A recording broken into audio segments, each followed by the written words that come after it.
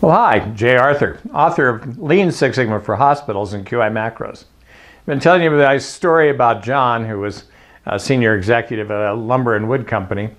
And, you know, it was interesting to me just listening to him talk. And then once he retired, he was just sitting around, and one of his friends who ran a cabinet making business gave him a call and said, can you help me out? I'm having all these problems.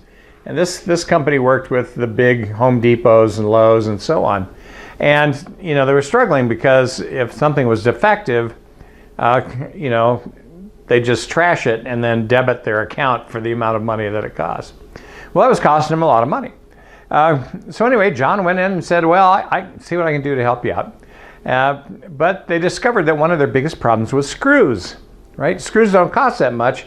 But if they snap when you're trying to put them in, or the head spins off because your pneumatic drill is too strong, or whatever it is, that's really hard to fix.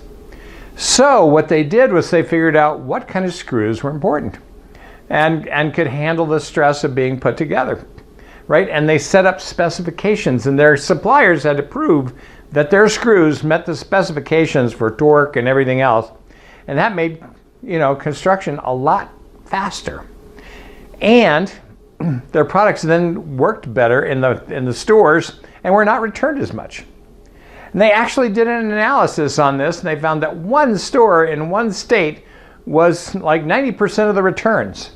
People didn't like it, they just whack it with a hammer, say it's broken, and bring it back, right? So now we can work on that one store that's problematic. What's going on there, right? That's a supplier problem. A customer problem, not a supplier problem. And then he also found out that sometimes the pneumatic drill had too much torque, so it would snap the heads off. Well, if you snap the head off of a screw, guess what? You have to drill the screw out to be able to put it back together. That's a lot of heavy rework. And so between screws and pneumatic drill changes, guess what? They stopped having all this rework, and they started making tons of money. And with the weapon of quality, they started stealing market share from everybody else who made cabinets. Everybody else.